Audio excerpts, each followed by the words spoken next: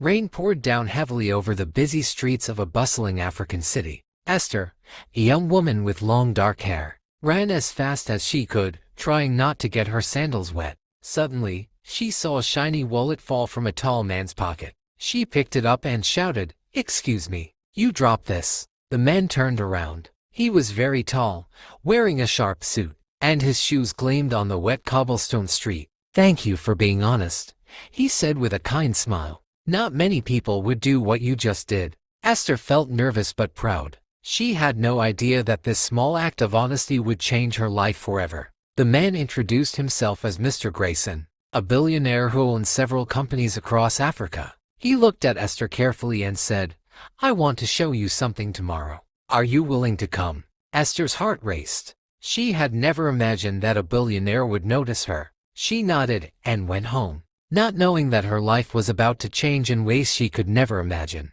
The next morning, Esther arrived at a tall, glass-covered skyscraper with African-inspired patterns on its walls, sparkling in the sunlight. Inside, everything was polished and bright, with African art and sculptures decorating the lobby. Mr. Grayson shook her hand. "Esther, I want to give you a chance," he said. "I have a secret project, and I need someone honest and clever to help me." Esther could hardly believe it. She had never imagined working with a billionaire. She agreed and began her first day. At first, the work was very hard. Mr. Grayson asked her to solve problems, meet important people, and come up with ideas for his companies. Esther sometimes felt scared and worried she might make a mistake. One day, she accidentally spilled coffee on an important document. She thought she would be fired, but Mr. Grayson only laughed. "Esther," he said, "sometimes mistakes teach us the most. Don't worry." Esther felt relieved. She realized that Mr. Grayson was not just rich. He was kind and patient too. Weeks passed, and Esther learned many new things. She learned about business, helping others, and making smart choices. She also noticed something strange. Every time she asked about Mr. Grayson's personal life, he would smile and change the topic. One morning, Esther found a letter on her desk. It was an invitation to a grand party at Mr. Grayson's mansion. Esther felt excited and nervous. She had never been to such a luxurious, African-inspired mansion, with carved wooden doors and lush tropical gardens. At the party, she saw sparkling chandeliers, gardens with fountains, and people dressed in colorful, African attire mixed with elegant modern clothing. Mr. Grayson introduced her to important guests and praised her work. "Esther, you have done very well," he said. "I want you to see something very special tonight." He led her to a quiet room at the back of the mansion. Inside, there was a large golden safe decorated with African motifs. "This is where I keep my secret," he said. Esther's eyes widened. "Your secret?" she whispered. Mr. Grayson nodded. "Yes, many people think that being rich is about money, but my true secret is this: happiness is about helping others, not keeping everything for yourself. I built my wealth not for myself, but to make the world a better place." Esther smiled. She understood. She had been learning the secret all along, but now it was clear. "Will you help me continue this?" Mr. Grayson asked. "Together, we can help many people who need it." Esther nodded. "Yes, I will," she said. From that day, Esther worked with Mr. Grayson to open schools in African villages, help children, and support families in need. She became confident, happy, and proud of the work they were doing. One day, a child asked Esther, "Why do you and Mr. Grayson help us?" Esther knelt down and said, "Because helping others makes the world better. And that is the true secret." As the years passed, Esther grew wiser. She wore beautiful African-inspired dresses, lived in a comfortable home, and traveled across Africa. But she never forgot her humble beginnings or the lessons she learned from Mr. Grayson. She also discovered that the billionaire's secret had more layers.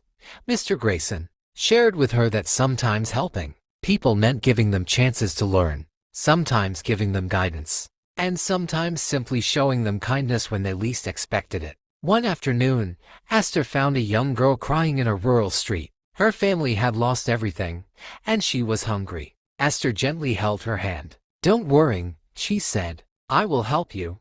She took the girl to one of the schools she and Mr. Grayson had built. Esther realized that the secret was not just about money. It was about actions, choices, and heart. Every small act of kindness mattered. Days turned into weeks, and Esther continued helping many people. She traveled to villages, towns, and savanna communities far from the city. She met families who had lost their homes, children with no school, and people who had forgotten how to hope. Esther would sit with them, listen to their stories, and help them find solutions. Sometimes it was food, sometimes education, sometimes simply encouragement. She noticed that the more she helped, the happier she felt. And she realized that Mr. Grayson's secret was true.